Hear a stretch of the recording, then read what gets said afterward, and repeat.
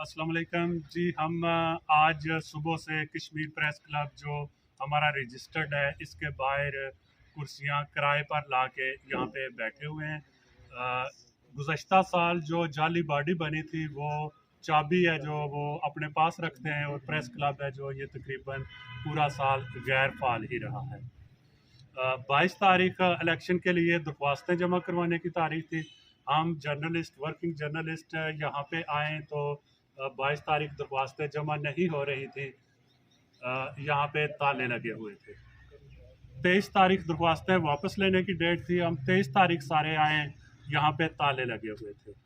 24 तारीख हमारे जो दोस्त यहाँ पे आए, उन्हें तारिक शाकिर साहब और यहाँ पे जो हमारी साबका जो जाली बॉडी है इसके 2-4 हमारे जर्नलिस्ट बैठे हुए थे। हमने उनसे फ़हरिस्त तलब की तो उन्होंने कहा कि फ़हरिस्त आपको हमारे लीडर नासिर भट्ट साहब हैं बिम्बर में, वहाँ से जाके लें।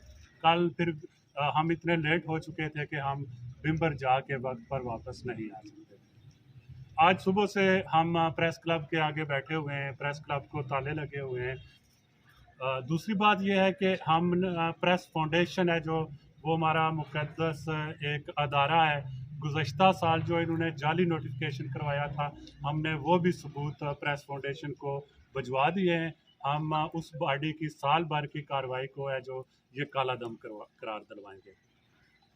राशिद राज साहब, आप प्रेस फाउंडेशन के मेंबर हैं। कश्मीर प्रेस क्लब समानी पे एक ही आप देखने में आया कि तबका जो है वो काबज़ और वर्किंग जर्नलिस्ट का रास्ता रोकने में उनका जो अमल दखल है वो सबके सामने वाज़े भी है। तो ये मसाइल की बड़ी वजह आप क्या समझें, क्यों इस कदर मसाइल हैं कि वर्किंग जर्नलिस्ट है उनका रास्ता रोकने की कोशिश की जाती है?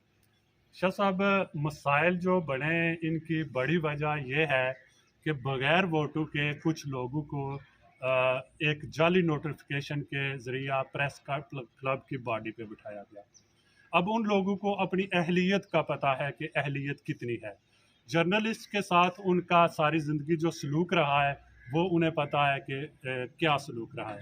तो ज़ाहिर है उन्हें पता है कि वो वोट की क़ुव्वत से कभी भी प्रेस क्लब के ओहदों पे नहीं आएंगे। अगर वो प्रेस क्लब के ओहदों पे ना आए तो फिर जो हमारा लोकल को गवर्नमेंट का दफ्तर है वहाँ बैठ के इन्हें चाय कौन पिलाए।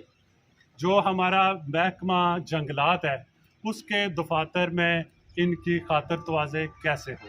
सही, इनके लिए खुद को साफ़ी साबित करने के लिए जो ओहदे की नंबर प्लेट या धुम है वो इनके साथ लाजमी इनको चाहिए होती है, वरना गौ महलों में भी इनको ये कैसे साबित करें कि ये जर्नलिस्ट हैं। ये अपने नाम के साथ लिखते हैं कुछ और फिर खुद को एहसास दिलाते हैं कि हम जर्नलिस्ट हैं। तो ये सारी खराबी उस जाली नोटिफिकेशन के ज़रिए आई है। हमने वो सारा रिकॉर्ड भेज दिया है चेयरमैन प्रेस फाउंडेशन को।